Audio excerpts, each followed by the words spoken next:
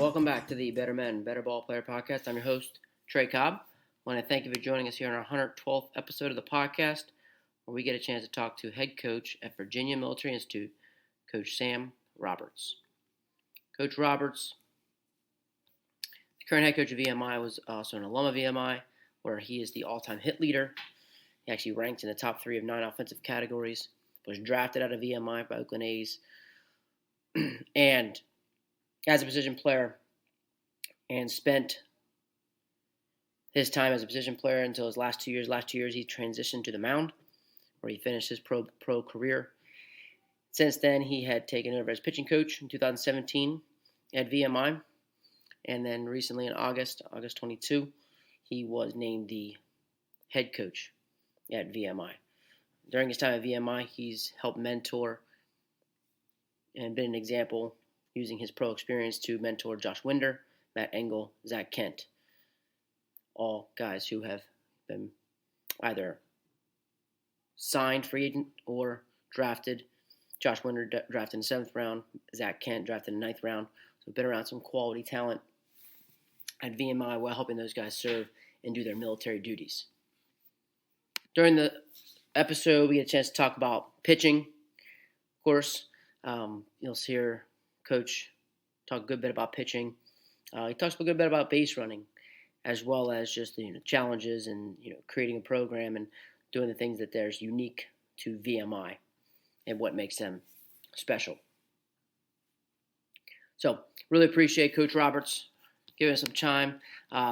Also, could not be happen without our netting pros.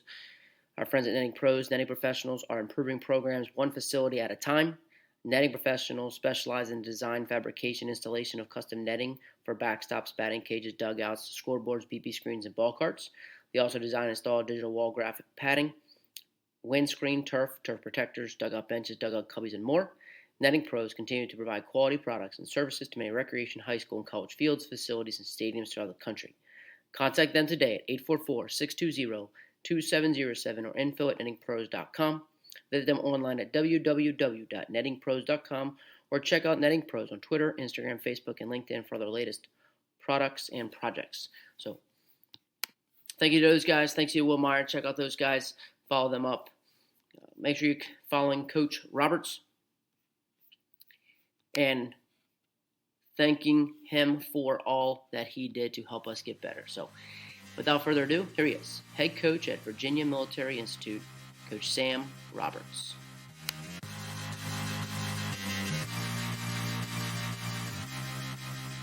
Yeah, for sure. So, in terms of Jimmy, I didn't know Jimmy until I got into coaching. But Alex, we played against each other. He played at Radford, and I played obviously at VMI. And then, obviously those guys working for Coach Eikenberry at JMU. Obviously I played for him at VMI. So, obviously the mutual respect for, how they go about their business and all that is, definitely there. And again, when I'm around those guys, there's a lot of learning that's going on in terms of, what I get going on, with them. So, yeah. Yeah, I was thinking about what kind of things I'm sure they learn from you, from the way that you have to run your program, or the challenges are and then what kind of things do you learn from them?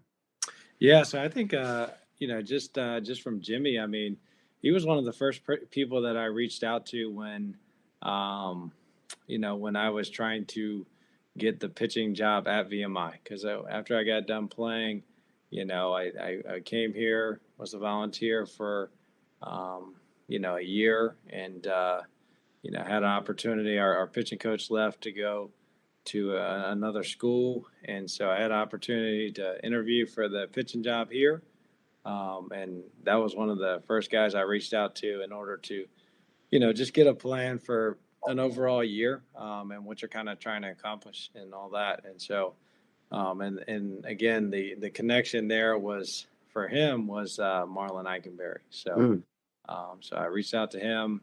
He put me in touch with Jimmy, and then that's kind of where that all started. And then once I got the job or whatever, just being around him, more and more, and obviously talking about pitching and pitch development and all that stuff, again, it's really good to kind of be able to hang out with him and be able to pick his brain. And then Alex is a guy that, does an unbelievable job in terms of the recruiting process, in terms of evaluating guys and having a really good idea of, what works in college baseball, not just from like a, talent perspective, but the guys that, maybe not, don't have the fastest 60 times or the best exit velocities or, okay, does the guy throw 95 miles an hour or not?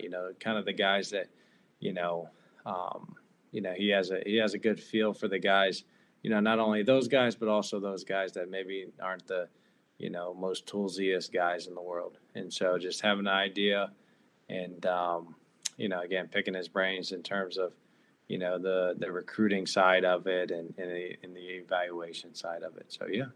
Yeah, he definitely also does, like, it's interesting you say that because I do find out with Jimmy, and I think we all, there's a certain, for whatever reason, you just see guys that maybe weren't the most highly recruited, and then all of a sudden, they're good players at JMU. Like they're players, like you said, how do they do it, and they, like you said, what really works in college baseball. It's a great way to put it. Yeah, I mean, just looking at those guys. I mean, just this past year, with Chase DeLauder and guys like that. I mean, again, not only from the position side of it, but also from the pitching side of it. I know when Jimmy first got there, he did an unbelievable job of landing some guys that, had, ended up being high draft picks and all that. And I remember getting into coaching and playing against those guys and being like, good gracious, man, you had the, guy after guy coming out of the bullpen, throwing in the mid 90s and stuff like that. So again, at that time, I didn't know if it was a, evaluation perspective or, just the development perspective. I was like, man, I gotta, get a hold of this guy. Cause either he's finding guys that are, hidden gems, or this dude can really develop. And I think, the more and more I'm around him, I think it's a combination of both. He has the ability to kind of look at a kid and kind of see what they're going to be 3 to 4 years later. And then I think he has, does a good job of, knowing what he's good at in terms of the development side and matching that with, again, what that kid, maybe, deficient at. So, yeah. So in terms of like I'm thinking in your role, like being the head guy and your pitching background, yeah, like, do you, like take that and how do you instill that into your pitching coach where you're trying to allow him the chance to run the staff? Yeah, so I think that's one of the biggest things that, I told our pitching coach that we currently have is, when, I was, obviously, interviewing him and stuff like that, is I want to, be as, involved as little as possible in terms of, the development side and that sort of stuff, because I always felt like, if I was always there, especially, initially with the kids that, returned and all that stuff, they would just look to me at like, okay, well, what's Sam do and stuff like that. And so the biggest thing that I tried to do was just kind of, stay in the background a little bit.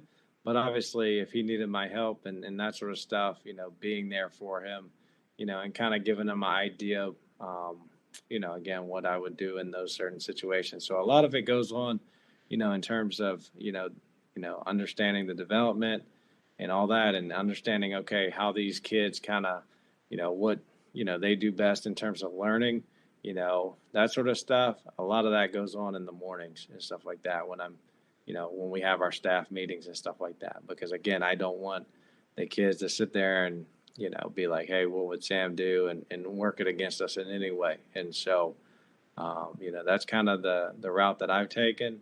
But again, at any point, obviously being a head coach, you're in charge of it all. And so, but again, I like to do a lot of that, in terms of the mornings and stuff like that. So, yeah.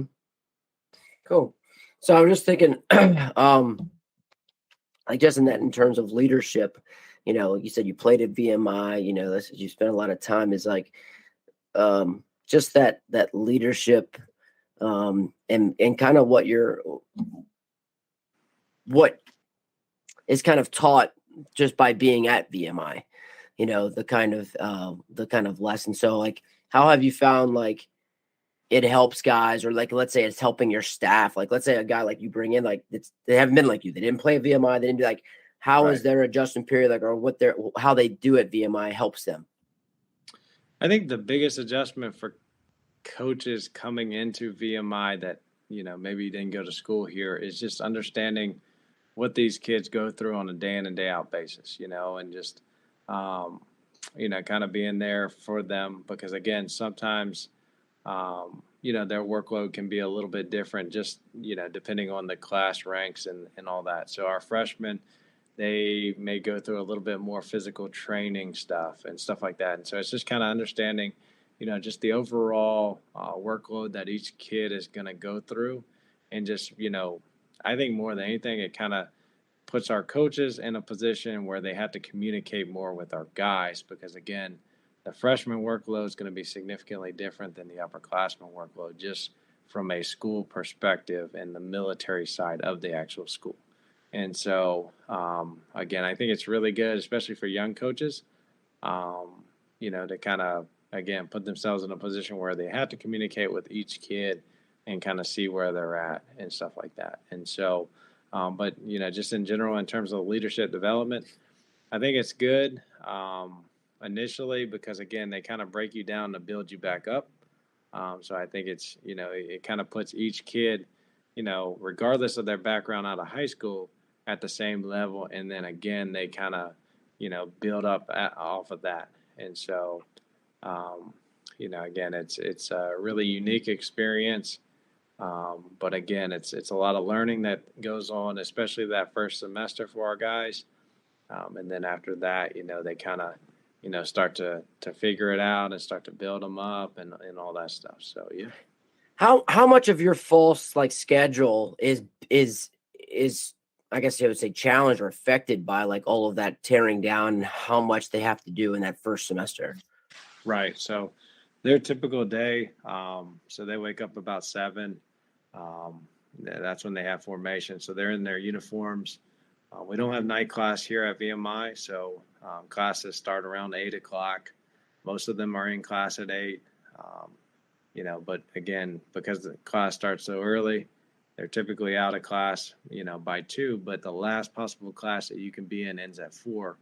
And so typically, our practices start around 4:30 or so. But again, just on the day in and day out basis in terms of the weekdays, our guys are not doing a ton of the military side of the school. But once we get to the weekend, like Saturday mornings, that's when, they may have to do some military obligation, whether it's a, run or, whether it's listening to a speaker or something, whether it's a uniform inspection or a room inspection or whatever. Saturday mornings are typically the days in which they do those things. Now, in terms of the regular student, every afternoon they're doing some sort of military obligation, again, whether it's physical training or whether it's uniform or room inspection, stuff like that. And so, so again, that's kind of their workload in terms of, in terms of the freshmen and stuff like that. So, and they essentially then they'd be off on the weekends, so they don't have to do the stuff on the weekends where the baseball players or athletes do. No, they still have to do it during the weekends. So they have a little bit, again, higher of a workload in terms of the military side of the school. But Okay. yeah, so to go back on that, so our freshmen get here about a little over a week earlier than the upperclassmen, and during that week they're learning the military side of the school. How to, just kind of their, expectations of this actual school. So like how to wear the uniform, the expectation of the room, that sort of stuff. And so that's when it's the most challenging for our guys because during that week they don't have baseball and they don't have school to kind of escape from the military side of school. Mm-hmm. And so, yeah, so that's, during, again, during that week they're doing military, all day, every day. And so once we get them through that week, then it gets into classes. So then they get into that regular schedule of like, hey, 8 a.m. we typically start, class, out of class around 2. If I'm not, I'm going up until 4. and then baseball field, and then study hall after that. So yeah. Okay. So yeah, you see real quick at first week if they're really committed to you or not.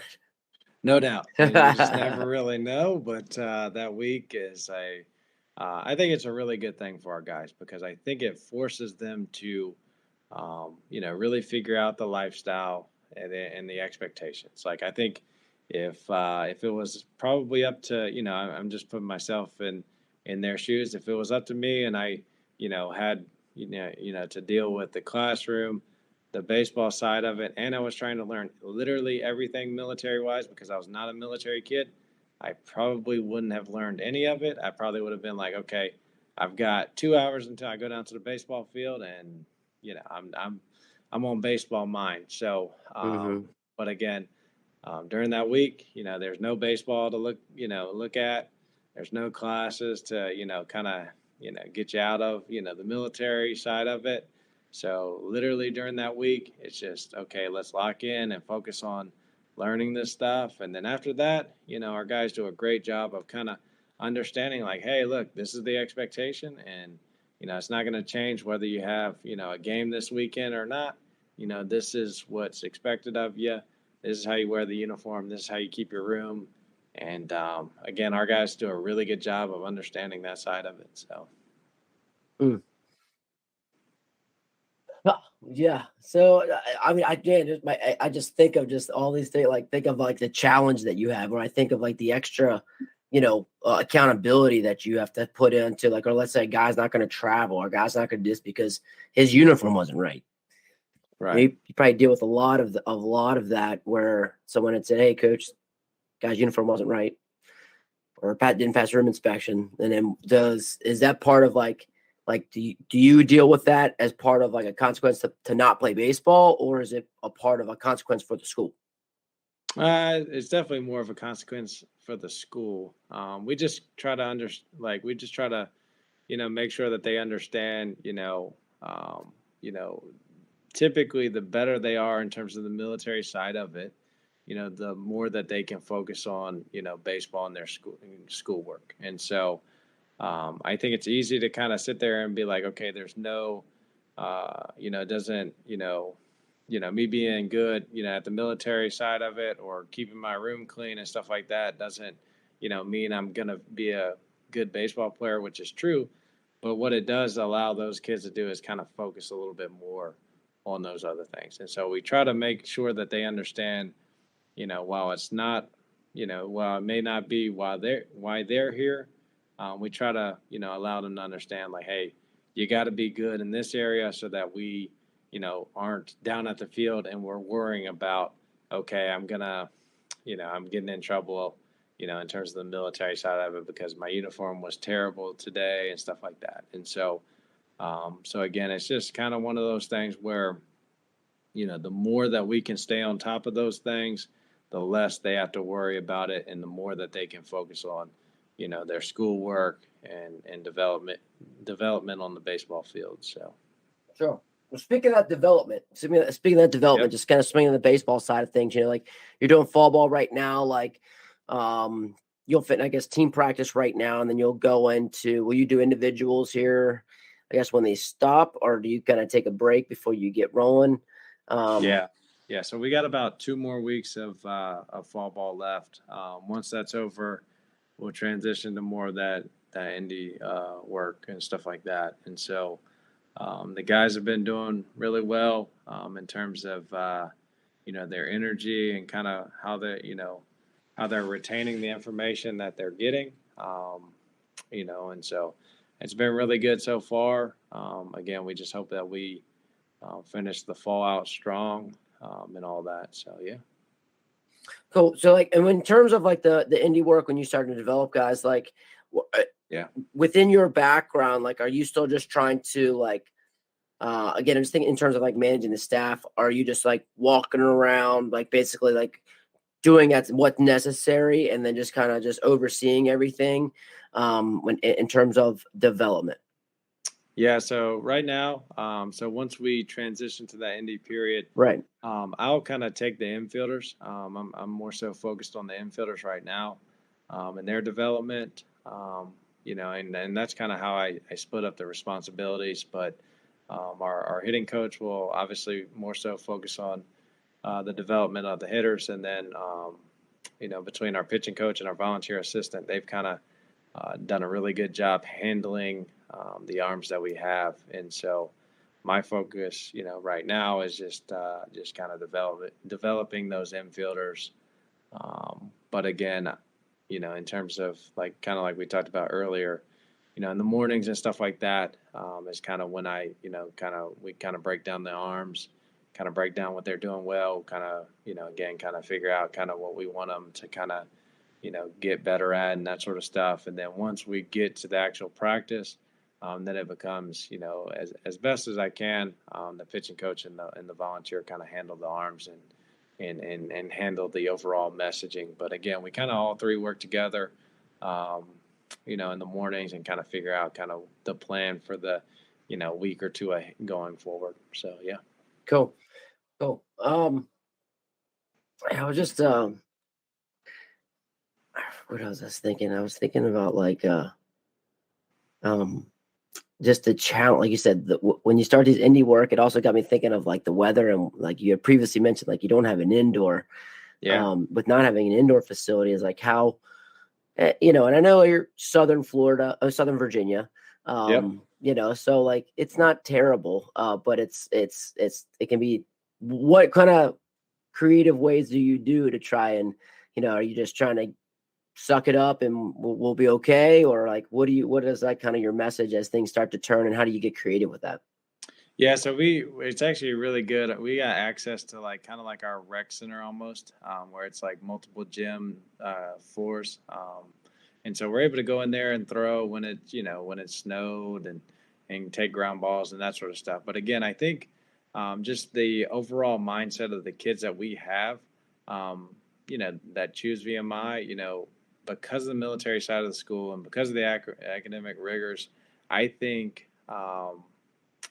They look at baseball as kind of their escape. And so there's not a whole lot of complaining when it's, freezing cold, because trust me, it gets really cold up here. And so, but I think that's, probably more so for the coaches and all that, because again, I don't think these kids, they feel that it's cold and that sort of stuff, but they're so used to it, and they do a really good job of, having a really good mindset and all that, when it comes to, okay, I mean, you might not have an indoor, but what we do have is a really nice field and a really nice stadium and all that. And so I think they think about more so the stuff that we do have and don't think about the stuff that we don't have. And so again, they do a really good job and they stay focused. And in terms of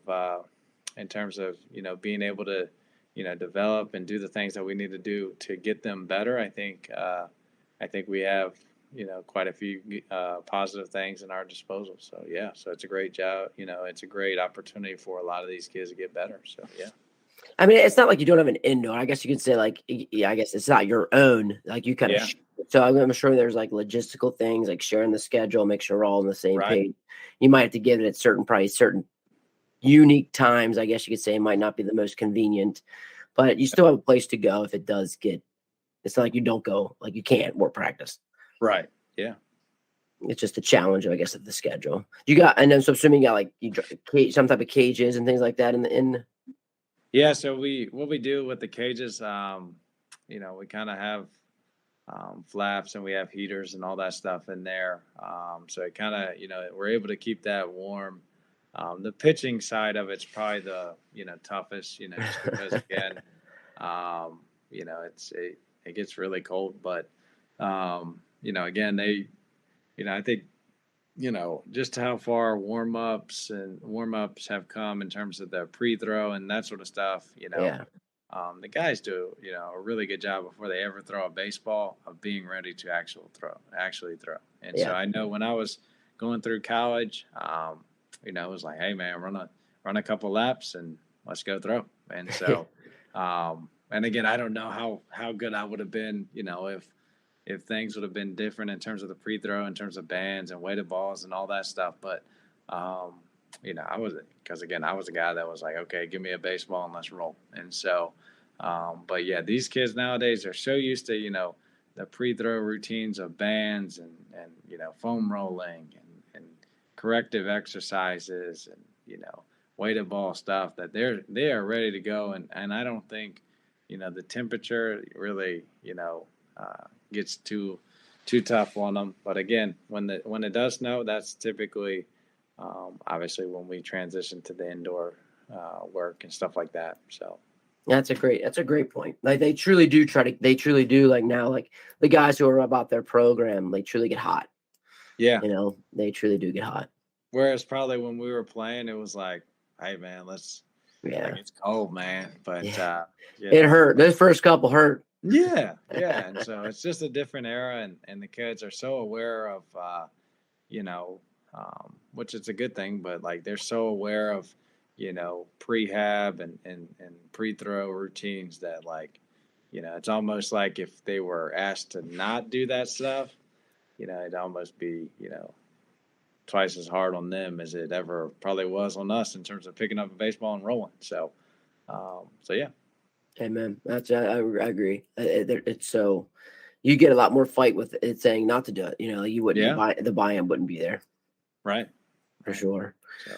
But that's cool that you take that. I mean, you take that mindset because a lot of guys, you're like, oh, like you hear the other ways, like, oh, these guys got to do all these stuff. And could you imagine, guys not having a foam roller now, like all those that kind of mindset. So it's interesting. Like, have you always taken the mindset of just kind of like adapting?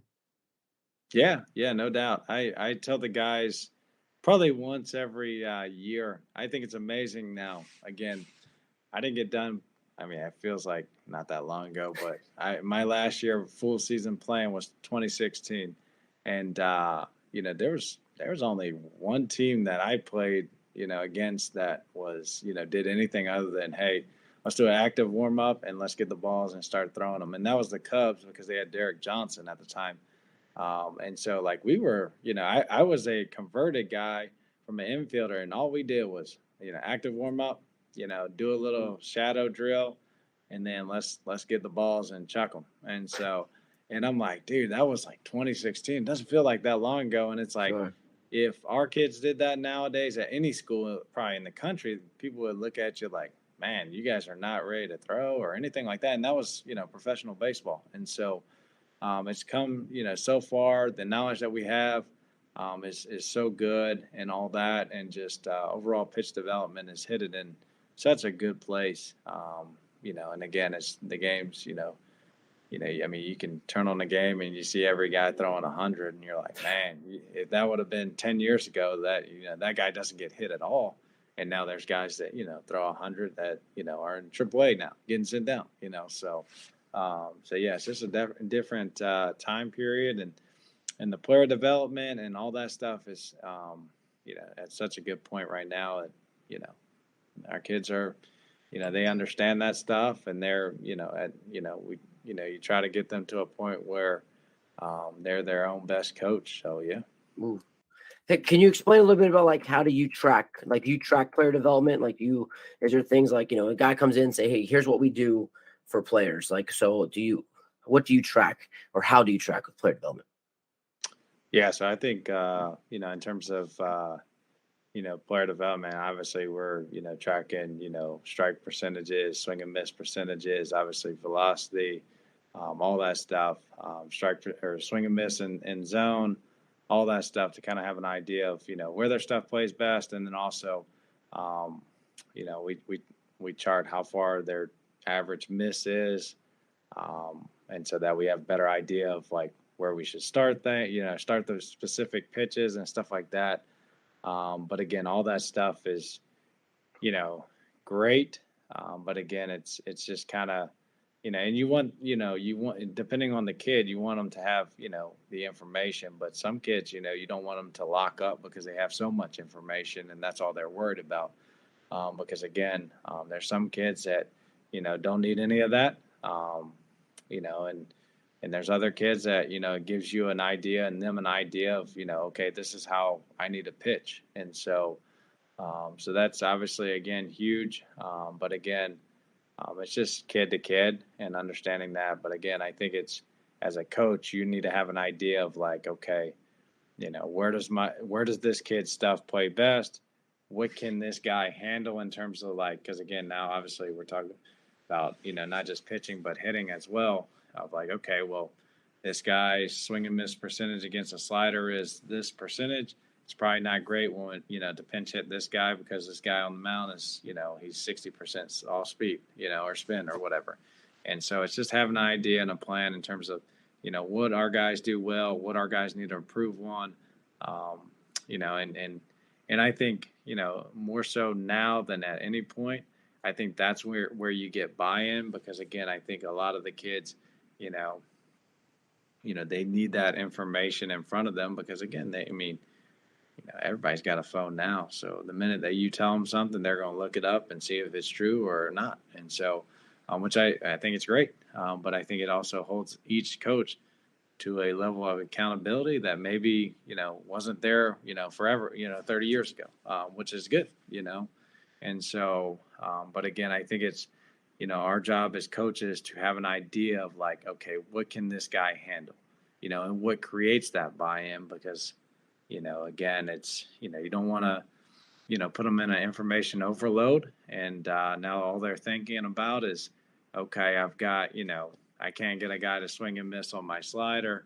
And this guy, can't hit sliders, but we can't go to it, And so you want them, to have that information, to have that idea, but also to understand the competitive side of it. And I think that's probably, what maybe 20 years ago, maybe or 15 years ago, maybe our generation did maybe a better job of. Not to say that they don't compete now, Yeah. but that's all they were worried about. Is like, you go to a game now, you're like, okay, a kid comes out of the game, all probably what he wants to know is how hard was I throwing. Whereas maybe a while ago, all they cared about was did I get 3 outs or not, efficiently. And so.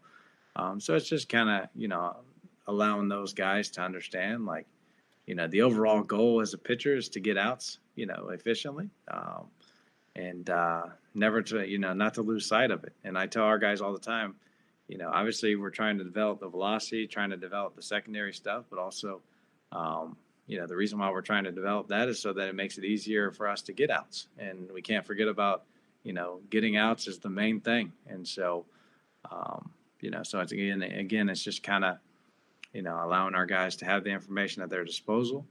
And again, just kind of,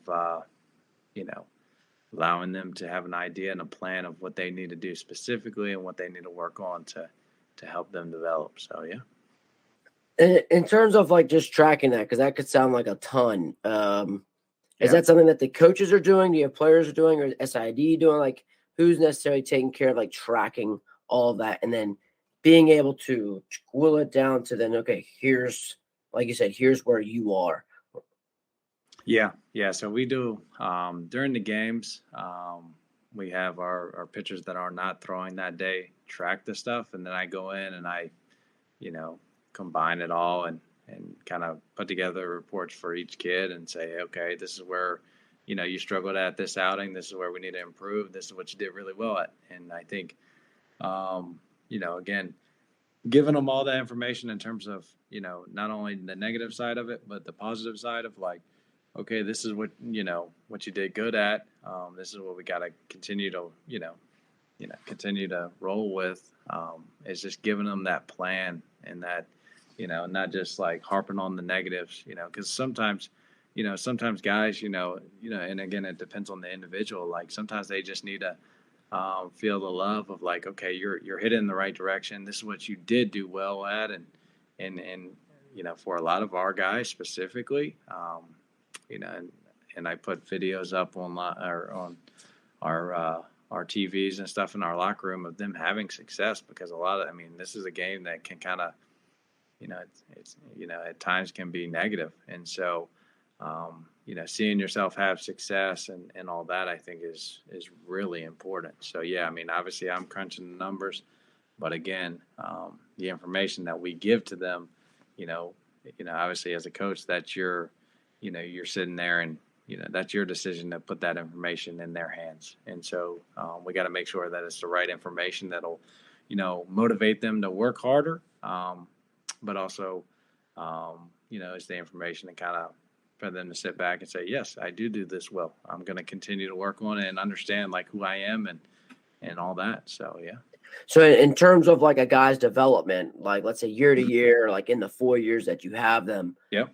Like when you say swing and miss percentage, is that something that you like, let's say is that a goal? I guess depending on the kid, is it depending on the pitcher, like, hey, you're at 30% or we want to get you to here. Is that how you would explain, or how do you kind of take those things that you track and then is that what they go to year?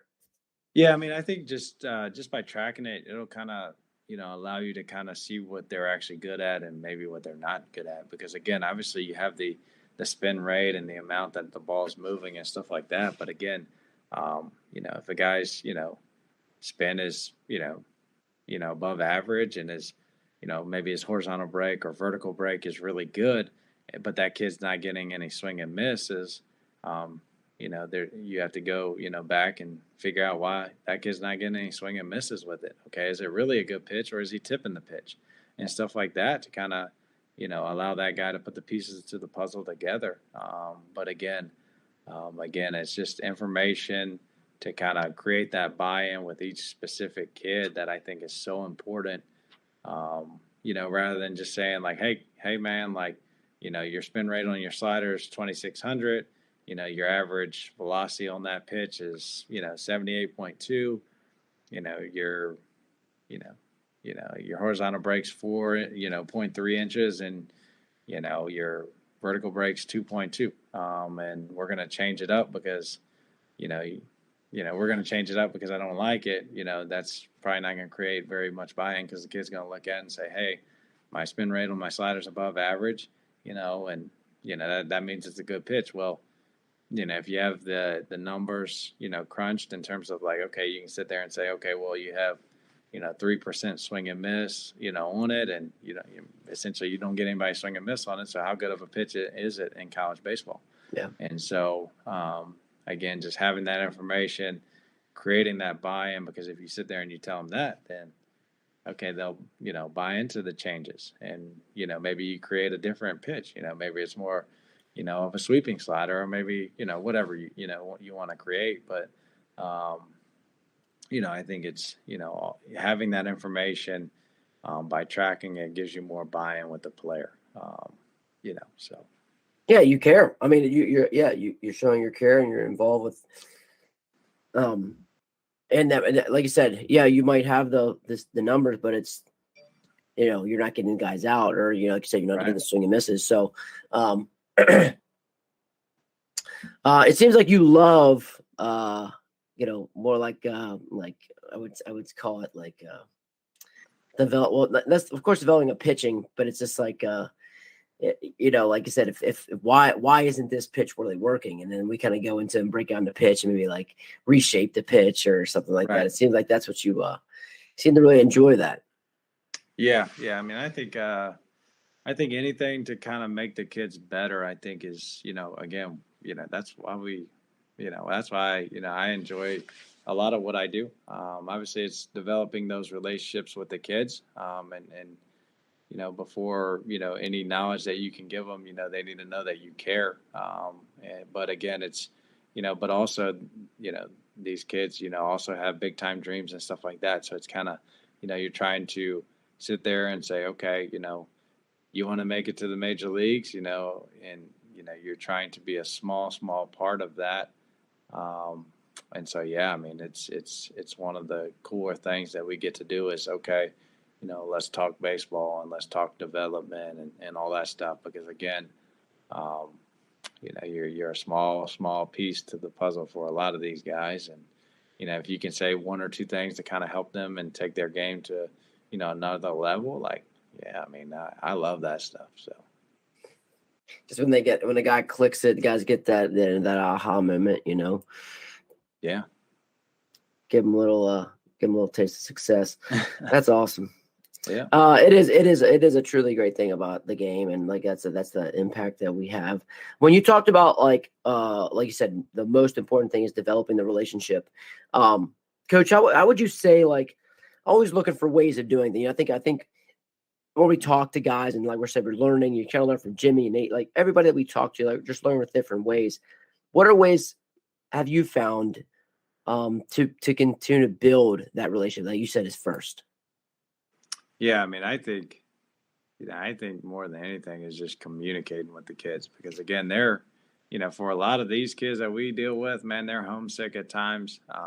And sometimes, man, just the experience that these kids go through, man, they just need somebody to sit down and say, hey, man, how was your day? Are you having a good day? And just being there for them and just, because again, there's times when you got to be the academic advisor. You got to do, you got to do all the stuff. And so, again, it's just being there for them. And I think they see that at times and, just enjoying what we do.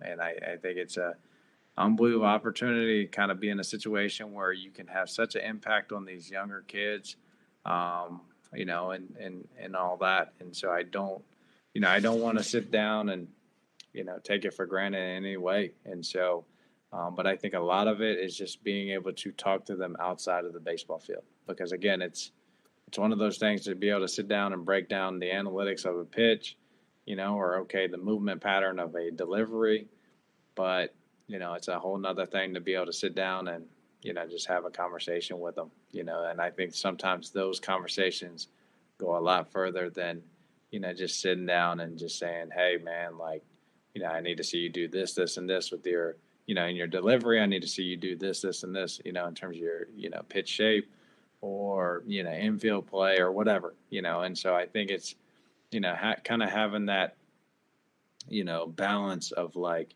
the development on the baseball side, but also the development as a, 18 to 22-year-old that they, that does, sometimes, that sometimes maybe gets overlooked, when guys kind of get caught up on the win losses and stuff like that. And so, yeah, so I try to have that balance of, the development of a person, but also the development in terms of the baseball field. Because again, obviously, ultimately, we're going to get, sit down and, people are going to judge about the win loss record and stuff like that. But, it's about more, I think you create significant more buy in, energy, and effort, based upon kind of the, just having a, being there for the guys and stuff like that, that I think is probably the most important thing. Being there for the guys. Speaking of like Dustin, Derek Johnson, and that's one of the things I remember listening to him. Is he said just be there, be real, be there, be honest. Like it was just that was the big thing. Like be there, be real. Like that's just like it is. It's like the ultimate big thing. Guys are just being there, being real. Right. And yeah, you for sure seem to have that presence too. Like I've been thinking of like because you have this. You played professional baseball and like you said, it was pretty different. And I'm just thinking of like in terms of both ways, like how did professional baseball, help you in your role that you have now, and then but as well as like what you're doing now and what you're doing, like would have helped you in professional baseball. Yeah, I mean, I think fortunately for me, especially being the role that I, am currently, I think it's huge that I got drafted as an infielder and played 4 years as an infielder, and then it took them 4 years to figure out I couldn't hit, and then I converted to a pitcher, and so, so I think it's really unique to kind of be able to sit down and say, okay, you know, we can kind of talk as an infield coach, because again, after I got drafted, I was more of a utility guy, so I played outfield, played all around the infield, never caught, but again, kind of played a little bit everywhere. And so I think it's really unique to kind of be able to sit down and talk to to the infielders or the position players and break it down and say, hey, this is what I see. This is how we can get better, that sort of stuff. But again, I think, just the knowledge that, is out there, on each guy's phone or computer nowadays, I think there's no doubt that, that would have been, awesome to have, when I played. But, again, it's one of those things where I had such a really good, upcoming in terms of, or upbringing in terms of, my dad was a longtime high school coach. So from the time I was born, I was, at a baseball field. And then just the coaches that, I came across throughout the years. Again, I think, yeah, the information's out there, in terms of development, but a lot of these, guys that coached many years ago, they already had that information in terms of, the pitch design stuff or the hitting stuff. Like, I don't think like, I mean, I always say to our hitters now, and it's joking, but I don't think I could hit now in college baseball if I was coming up just with all the, information that gets thrown at them. And I think sometimes guys, again, it goes back to my point earlier is like, we got to make sure that the information that we are giving the guys, allows them to, have that information, have an idea and have a plan, but also allows them to, their brain to kind of be able to be free and be loose and play fast. And so that's kind of the goal from, our position players right now is just to be aggressive and to trust what your eyes see. And so, yeah. So, I mean, there's a lot of information out there now. I think it would have helped me develop a little bit. But again, I was surrounded by a ton of good coaches growing up. And I was put in every opportunity to develop and make it to the big leagues that I could. And it just did not work out for me. So. Yeah, hitting's hard, man. Hitting is tough, especially now you're seeing crazy velocity as it is. And it's crazy tough. I mean, oh man. In terms of like, just, I guess, continuing down development path, I love so would you say that, looking at a typical practice, let's go into practice. You sound like a guy that just likes the flow of practice and things like that. So in terms of, like you said, just having guys you trust and attack, how do they get there? Like, how do you get your guys to get to that level where they can just go and attack, or let's say compete? Yeah. So, I think the biggest thing, in terms of practice, now we played 2 games this fall against outside competition, but I think it's just, continuing to harp on like, okay, being actually aggressive and not, a kid makes a mistake because he is aggressive. Like a kid gets thrown out trying to stretch a single into a double, or a catcher back picks and he throws it down the line. Just kind of, allowing the kids to understand like, okay, we're not just caught up on, obviously, results is, is, a lot, but like not just being caught up in the negative results. Like, okay, a kid, tries to go, stretch a single into a double, gets thrown out, and we're, upset about it. And then he does the same thing and the kid throws the ball up the line a little bit and he's in there and now we're happy. It's just understanding like, okay, the process behind it, being aggressive, really aggressive on the base pass, really aggressive throwing the baseball around, and just having a plan for each, like, and not just like harping on like, okay, he had success, great job, or, he struggled in this area and that's a terrible job. And so it's just because I think if you're consistently preaching, aggressiveness, you'll get to a point where, the kids will play free and they will play fast and they won't fear the mistake. And that's probably the thing that, we're trying to get out of our guys the most is like not fearing the mistake. And so that's what we're harping on.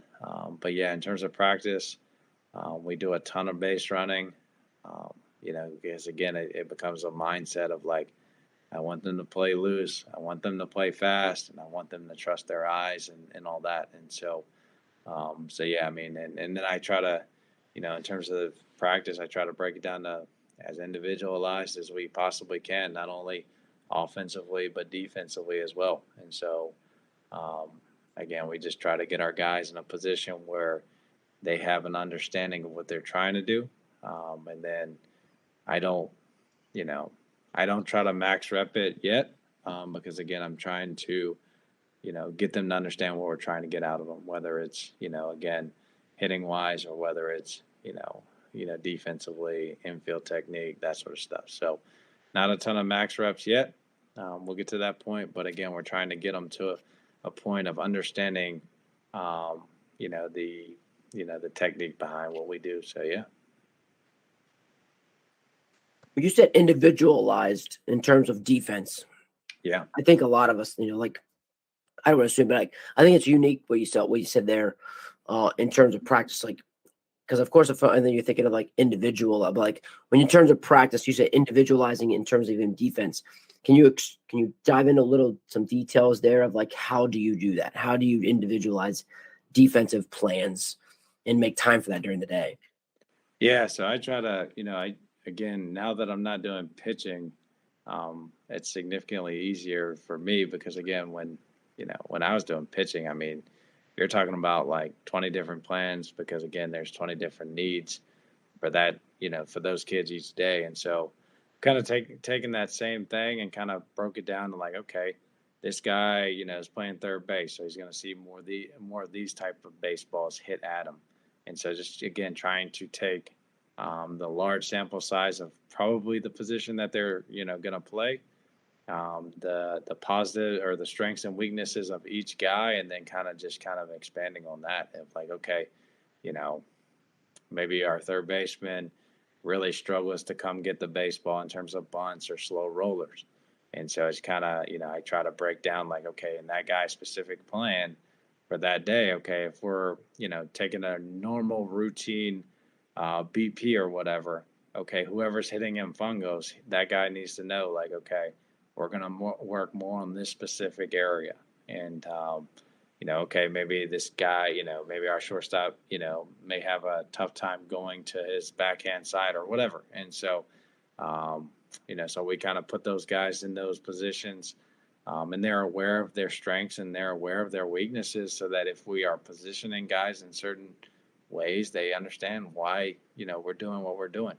And so, again, it's just, breaking down, okay, each kid and what they have success with and why they have, what their weaknesses are. And then, again, building off of that. And because again, it's one of those things where, you're just trying to get them better over the long haul. And I think if they have an understanding of what they may need to work on, I think they typically, do a lot more of that. Because again, we do a lot more in terms of our coaching, but I think if they have an understanding of it, they take pride in that. And so, but yeah, I mean, I just, break down these guys' movements. They have, I do the same as pitching. Like they have, how they move. They have video of it. Okay, this is what we're working on today. Specifically, this is the play. This is what, we've been struggling with. And this is how we're going to attack it. And so, again, they have, really short meetings with me, infield play and stuff like that. But again, it's all done, on the, 9 guys that we have that play infield for us. And so, yeah, I mean, because again, I was so used to writing 20 practice plans every single day that now writing 9 feels amazing. So. You'll take it. I'll take no it. doubt about it. I was thinking of in terms of base running because I want you to help me out. Is like, yeah, how do you create more live situations in base running and to be able to rep it out? Right. Yeah. So what we do, so that anytime, I mean, quite frankly, we dedicate about 20 to 30 minutes, depending on the day, to base running right off the bat. So I know it's going to sound crazy, but we don't stretch. So, again, our guys, for whatever reason, come down and they're ready to roll. And maybe they get down earlier because they know I'm not going to stretch. And so we roll right into base running.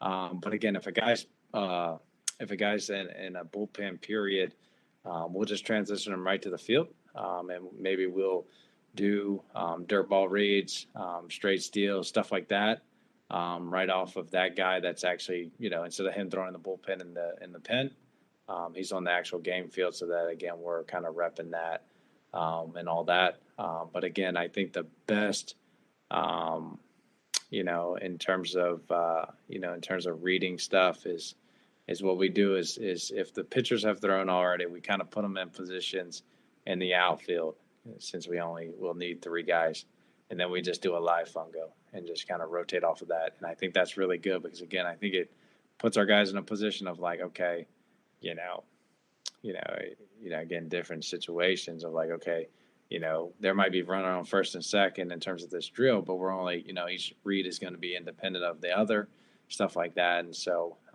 or first and second, it's actually first and second, and you're reading that lead runner and all that stuff. And so, but again, we do a lot of the fungo stuff. We do a lot of the bullpen stuff because again, that's already, they're already going to do that anyway. And so, it just allows us to kind of get, more efficient in terms of, reading ball out of hand, more efficient in terms of the timing of the guy, puts an awareness on the pitchers of like, okay, I can't be a 1-6 to the plate. It puts a awareness in terms of the catcher of like, hey, look, there's the head coach is here, the hitting coach is here, the pitching coach is here. Maybe that time when, you're in the bullpen is just the pitching coach. Maybe I don't block that baseball, but now literally everybody's here. The ball's, every position player's watching you, all that stuff. And then we just create lines off of that so that we can get multiple reps and stuff like that. But again, it's just one of those things where we're trying to get as comfortable being on the bases so that we can be more aggressive on the actual bases, and not just be out there and, messing around during batting practice and stuff like that with not a ton of eyes on us. And so, we, again, just dedicate a few minutes, right at the beginning of practice so that, the guys have an understanding and they understand that we value it. So, oh yeah, it's right away. So another, so just so I'm picturing it correctly. Yep. The pitcher comes out, it is like, the pitching coach right there next to him, like in a typical bullpen setting, I guess, as a first base, maybe first base, and your coaches at each line possibly. Yep. And is the pitcher just kind of still focused on the bullpen, or should he be mixing up his looks and still having an awareness of the runners? Yeah. So initially he's kind of just focused on the bullpen, and as he gets kind of, more and more pitches into the outing, he kind of then focuses on like holding runners and changing his timing and tempo to the plate and stuff like that. But yeah, I mean, the pitching coach is right there behind him. We have Rapsodo, so obviously all that's synced up. So he gets all his information, all that he needs. Sometimes the pitch coach is videoing him and all that stuff. So again, he can kind of go over that stuff later on with the guy. But again, I typically am at second base, and we have three lines at second. And then our hitting coach is typically at first base, and he has three lines at first. And so we're all just kind of creating a situation where we're trying to create reads, trying to create, our kids being comfortable, being, taking their leads and all that stuff, and trusting their eyes and their reads and all that stuff. So, again, it's just, a situation where, they know we care about it, and they know we do it literally every single day. So again, it's they know the value, the buy-in's there because again, most of the coaching staff is right beside you. Yeah, it's so and then I love it. And then I'm wondering too, like, will you put in situations where can the pitcher pick off? Like, can he inside move? Like, can he just do these things that can? Because I'm sure he probably has a focus. Like, let's say it's that slider you were talking about earlier. I'm trying to get more horizontal break. Like, whatever, Let's say he's got that focus, but will he still be able to? All right, I'm going to inside move here. Like, is there? Oh yeah. Is that built into it? Oh yeah, and then it becomes like, for him, it's like, okay, well, like, you could be, the pitcher could be on the mound and the the guys at runners on second really not know that, it's, live in terms of the pickoffs and stuff like that. And then he could inside move it. And it's just getting them in a situation where, hey, man, I didn't know he was locked in on the base runners. And now I've got to, create a scramble to get back to second base and stuff like that. Because they're going to be put in that situation where, I mean, how many times do we see a guy do an inside move? The middle infielders are still in their positions, and the runner, thinks that he's just in the middle of the field and freaking out. And, you know, by that time, the middle infielders have scrambled to the bag, and now we create an out there.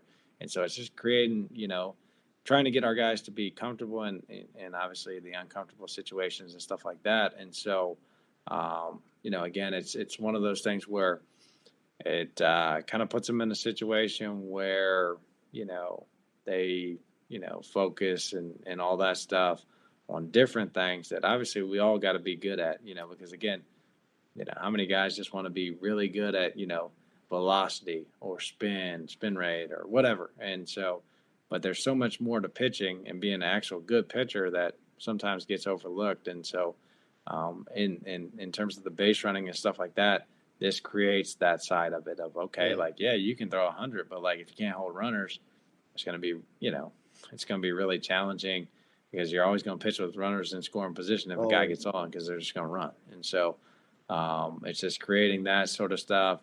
And then, with that, obviously, you move down to the catcher of like, okay, well, like instead of, just being in the bullpen and just, laying a ball, now you got to block and recover and that sort of stuff because, again, everybody's looking at you. And, I mean, it's natural that these kids are talking trash to, the catcher. Like, okay, because, obviously every ball that he blocks and recovers, he thinks he's going to throw everybody out. And so you create that competitiveness and all that and in the same, in the same moment. And it's a really good thing to, again, it's just a bullpen, it's just, but you're creating more variables and all that stuff. And again, typically the pitchers are sharper out there, because again, it's all eyes are on you. And so like if you're throwing balls off the backstop, it's going to be really challenging for that guy because he's going to be getting worn out by the, 18 other guys. And so of like, hey man, we're trying to get reps in and you're throwing the ball up against the backstop, and so, but again, it kind of gives them the, ability to kind of focus in and, when you're in the middle of the field, like you better, I mean, you're probably going to take that more seriously than, just a bullpen with the pitching coach and the catcher. So. Yeah, in the bullpen, right? You're on the game field too. You're on the, and I like that too. Like most guys just it's hallowed ground, because you're messing up the mound. You got to fix it, especially if you're on a dirt mound. It's always you always got work to do. But there's definitely certain value. And like I guess a couple other details, man. Like I love it. Is it typically only one pitcher a day? Yeah, typically, and typically, well, it just depends on again, obviously how many bullpens there are. Yep. But typically, what we try to do is, if it is multiple bullpens, we try to put the bullpen arms after the initial arm. And the reasoning behind that is because the guys, our guys that come out of the bullpen or any team, they're not going to be throwing on a clean mound. And so it's, what I don't want to do is put that guy in the bullpen on a fresh mound, but he's a guy that throws every eighth inning and he's throwing on a fresh mound when, that's a variable that, he's never going to be in that situation of like, okay, fresh mound, freshly clayed, all that stuff. And so, so we typically try to start with, as simple as it sounds, a starting pitcher. And then again, if it's a day where, it's a 20 to 30, or like, let's say it's a 30-minute day and there's multiple bullpens, at that time, starter starts, and then after that, you bring the bullpen arm because now the mound is, not as nice. And, that you're able to put that guy in a situation that he's closer to in terms of the game, that he would play in April as opposed to, okay, fresh mound. Okay, well, I'm a guy that throws in the eighth inning. And so multiple arms throwing, are typically those days. But if it's one, typically that's probably when you're going to have, if it's one bullpen on the mound, that's typically probably when you're going to have more of the fungo type of reading and that sort of stuff later on. And then obviously, there's times when we just create, you know, times for like the actual teaching of what we're trying to do. And again, that's been a lot of it so far, whether it's returns or whether it's leads or whether it's, you know, just getting them comfortable and at a certain distance off the bag and being consistent with it that I think is challenging because again, um, you're going to get a kid that maybe not as locked into, certain stuff that, gets off at, a 7 foot lead when, maybe you're trying to get at, to 12 feet or whatever. And so, um, it's just being consistent and allowing them to understand that that stuff is important. And again, we put a ton of value in it, um, and we just try to make as everything that we do have a purpose, and just like every coach. But yeah, that's more so, and have a focus on each thing. So Yeah, I love just the details of the starter throwing on a clean mound, and then the reliever coming in after him on the mound that's been worn, because multiple guys have thrown on it, from both teams. Yeah. I even think of the fact of, like, your pitcher, throwing too much on the mound, because, like, we don't. We want to get outs and we get off efficiently, right? We want to get outs and get off the mound. So, like, throw a couple, bring the next guy on, then bring the next guy back. Like, I'm just thinking of, like, I don't want the guy sitting out there for 20 minutes. I want him to focus on, like, get your outs, make your pitches, get out. We'll bring another guy on. You take your 3-out break, and then, come back. So I kind of envision that too, where you're trying to keep the guys.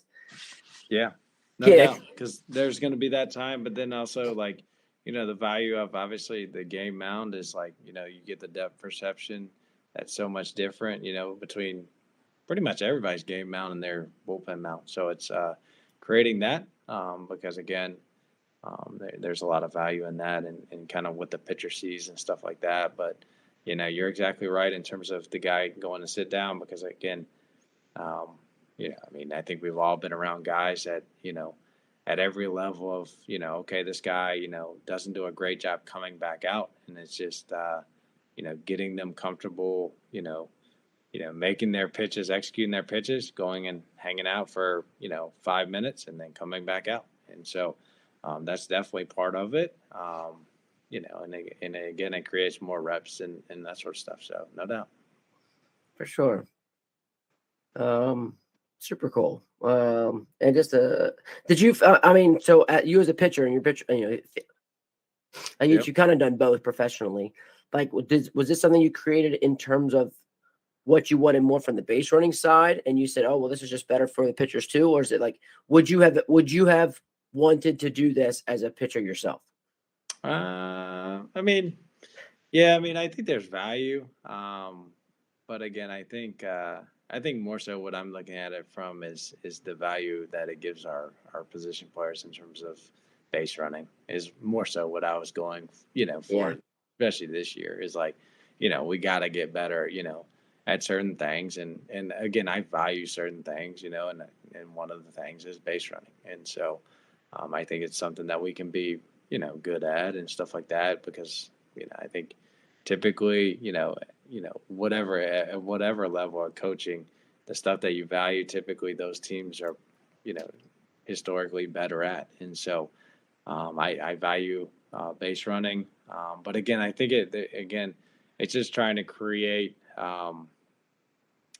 situations that we can get multiple guys in. And so, like, if it helps the pitchers because, okay, the guy's pitching on the game mound, so you got the depth perception. If it helps the catchers because now he's more locked in, in terms of receiving or blocking because the coaches are there.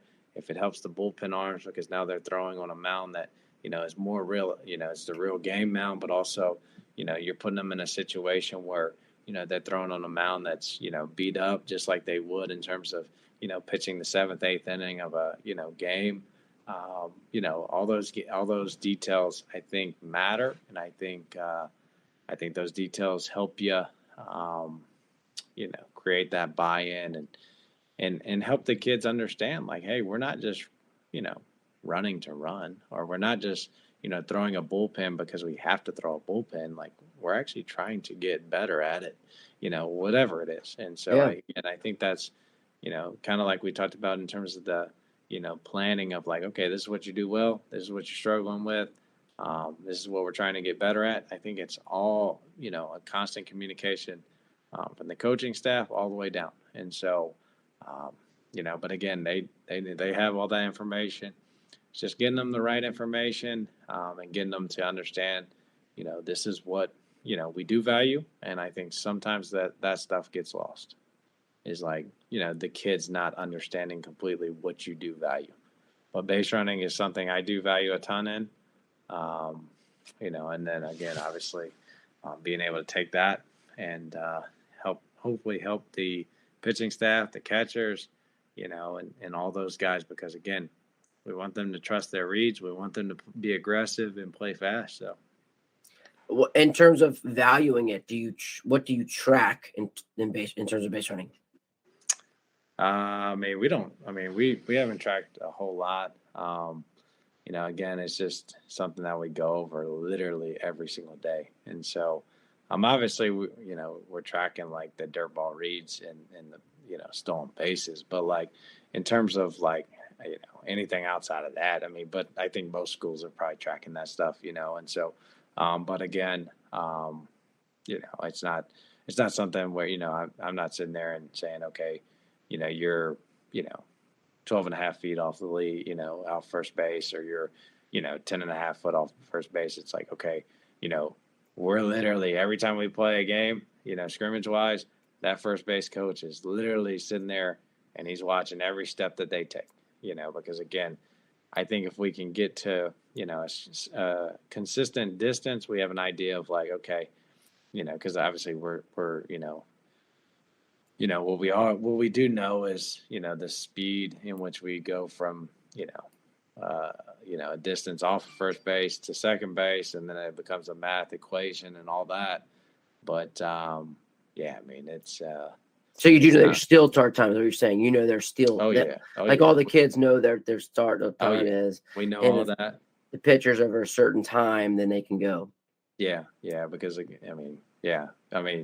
so like we have that information. We have, obviously try to get as much information in terms of each specific pitcher. So that we have the time home. We have, obviously a ton of, information in terms of the pop time from the catcher. Obviously the typical tag time, all that stuff that we need to, make put a it good in decision. a mathematical equation. Because again, we need to know our guys and we need to know their, speed, and we need to know their reaction time, and the guys that don't have a great reaction time, why don't they have a great reaction time? Are they trusting what they see? That sort of stuff that I think is so important. But again, that's, I feel like most schools are tracking that sort of stuff, but, it's not anything crazy or anything like that, but No, I mean, but it's it's something that like how guys do it too. You know what I mean? I think we're all in terms of like how it's delivered, like you said, how it's delivered, how can we get them to understand it, meet them where they are, how can they handle it, as well as like the competition part of it. Where does someone value it or reward it? Depending on what they're doing. Well, I want to see so many dirt ball reads, or if the team did so many. You know what I mean? Like I know you said like we value it so much that is there a stolen base winner of the week? You know what I mean? Like a bag, based cat burglar of the week, whatever you want to call it. It just depends. We all have just different little things that get guys to compete and create a good environment. That's what you're doing. You're trying to create an environment for guys to want to succeed. To be fearless, and like you said, not fear that mistake. Right. You're creating that. Yeah, I mean, no doubt. And I mean, again, we, like anybody else, like we try to, steal reps in terms of, scrimmages and stuff like that. Like I think it's pretty common. Like, I mean, we put a guy in, just behind the first baseman, and a guy just behind, in shallow center that do like different reads on different bases. So like, a guy might be out of the full windup, but it might be this is the first hitter of the inning, and we've got guys on first and second, but they're not on the actual bases, and we're working, dirt ball reads, and their reads are independent of each other and stuff like that. And so, it's just getting them more comfortable and allowing them to play fast because, again, it's, typically the more reps that you get, typically the more comfortable you get out there. And so those are the type of things that we try to do, and just, again, having, just because the guy's out of the full windup because he doesn't have anybody on doesn't mean we can't, see angle of ball out of the hand. And okay, just because a guy is the first hitter of the inning doesn't mean, a guy gets a base hit to right center. Okay, that guy goes, the guy on first goes first or third. It's not something that he can't work on, when he just got out, the inning before. And so, again, it's just kind of trying to be creative and, not having, 9 or 10 guys on the bench hanging out. It's like, okay, well, these two dudes were, the last 2 outs of the last inning. Instead of just chilling on the bench, let's put them on the bases and we'll roll and, figure out that sort of stuff. And, just trying to, be as efficient and all that as we possibly can be. So, yeah, that's what we do. That's cool, man. What is the slowest player on your team? I can't imagine too many slow guys on your team. No, I mean, we actually have, we have quite a few right now. So we actually do these things called competitive moments. So what I do is what are they called? Competitive moments. Okay. I just made up some stuff, and yeah. So kind of what we do is it can be anything. Like it can be, when I send out the practice plan, they know if they're on it or not. Typically, not all the time, but typically. And so it could be like, okay, the competitive moment for today may be, okay, I know Sam Roberts is throwing a bullpen today. So Sam Roberts knows the competitive bullpen is that, the last thing we do typically every day. And the guys love this so much that we kind of, sometimes there's multiple stuff like that. So, because they just eat it up. But, so like, let's say it's at like 6:30 at night. And so it may be like, I got a bullpen today and, I get my, essentially 90% of my bullpen in. And then the last 10% may be, hey, look, you got bases loaded, 2 outs, and you're facing this kid, and we got an infield. And so they love it. I mean, because, again, it's just one of those – because it's the whole team, and it's the last thing we do. And it's just putting them in a situation where it's a little bit uncomfortable and that sort of stuff. And we do, things that, it doesn't have to, evolve around just, just baseball. But, I mean, most of them do.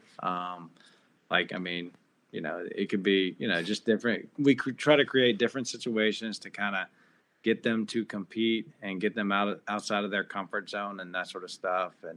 And the kids really enjoy it.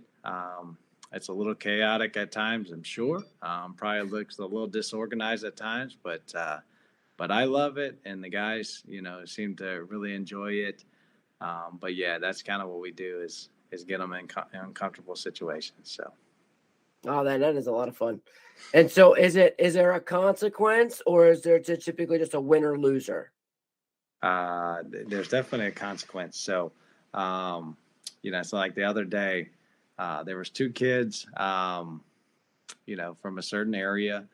And if they listen to this podcast, they'd absolutely love this.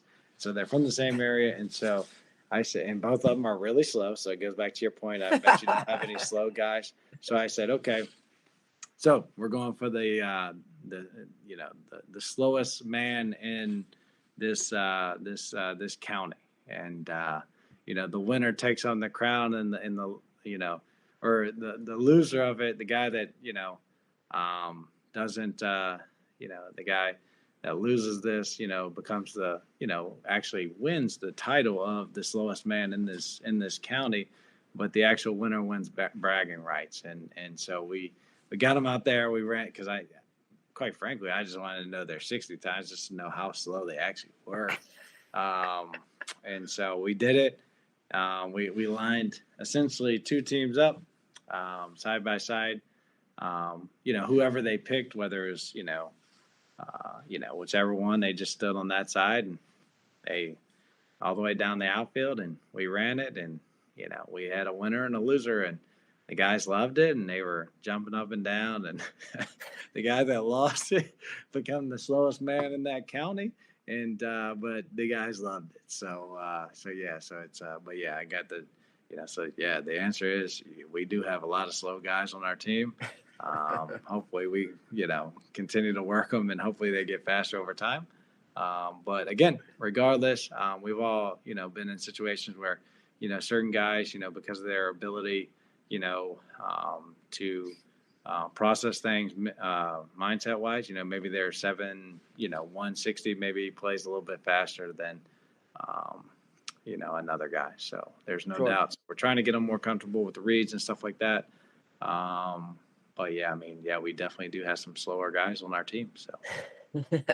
But the competitive moments that gets them out. So will there always be like a maroon and gold team? Will there always be like two teams like for those things, or is it you like when you say can pick them, they just kind of picked who they thought was going to win, and that's who's Yeah, team? so sometimes I'll split them up in teams.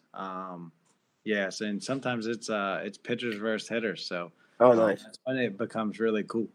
Because again, it's like, hey man, again, it could be a tough situation. Like, and it could be like, hey man, you got bases loaded, 2 outs, and a 3-0 count against this hitter, and you're starting. Like, so if you throw a ball, you're done. Like we Right. lose.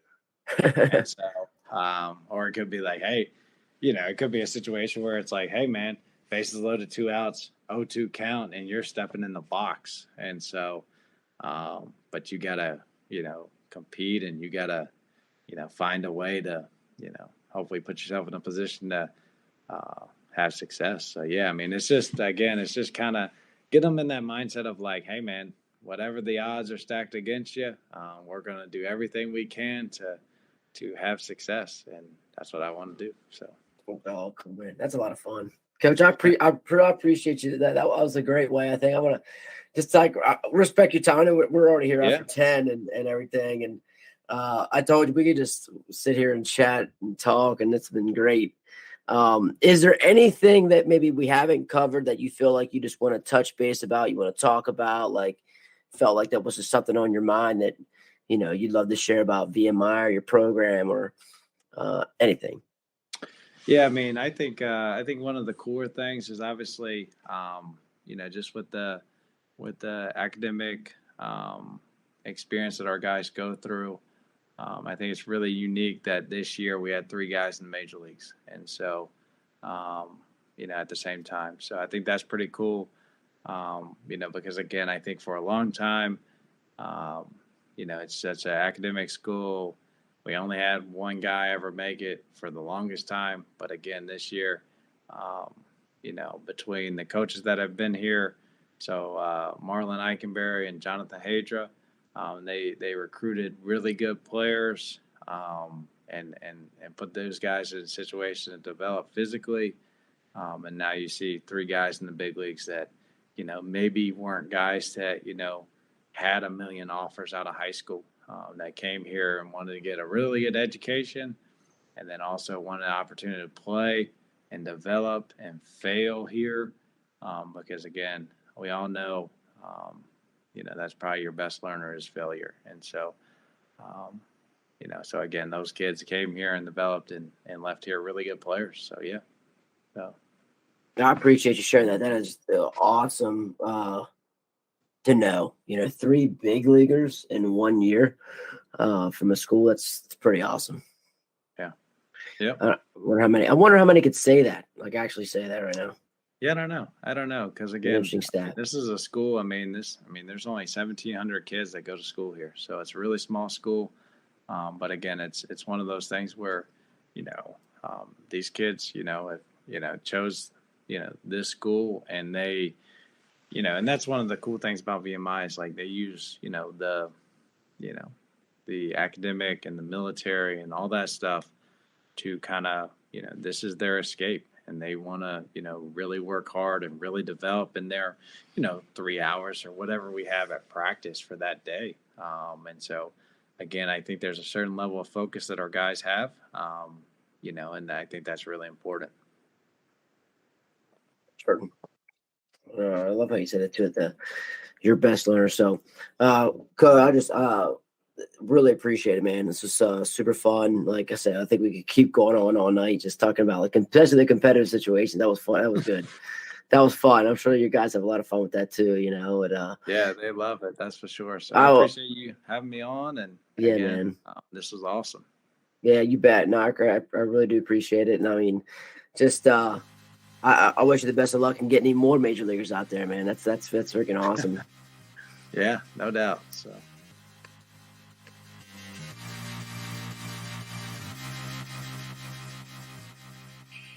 Coach Roberts, appreciate you and all the information. Appreciate the great conversation. We just rolled, and here we are, almost an hour and a half in to the podcast. And Coach Roberts just gets a chance to talk just a unique perspective that VMI, Virginia Military Institute, gets to provide to athletes, given the military background, the service part, but as well as being able to provide an environment, place where you can have 3 big leaguers in 1 year come from your school. There's not too many Power Fives that could say that this year, how many actually big leaguers they had. So pretty awesome, very unique.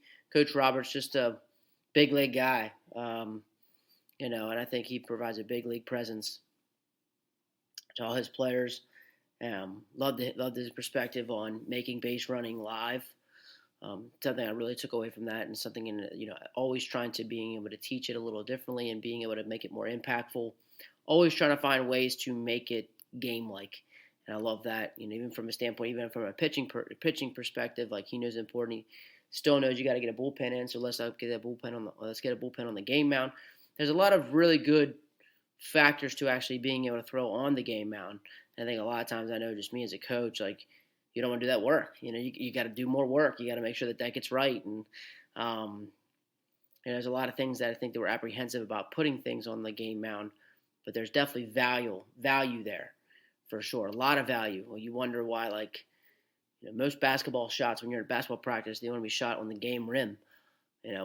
Why are we taking so many bullpens, so many pitches thrown on, especially not the home mound, but some mound that's not the same as the home mound. We'll talk about a home field advantage. Go on the game mound. So it's just a unique perspective. Great thought. Really appreciate the time, Coach Roberts. Appreciate you guys all hanging in here. And Coach Roberts for all the thought and consideration. And again, thank you to the Netting Pros guy for all making this happen and being able to help us provide a great message. So until next time, keep getting better.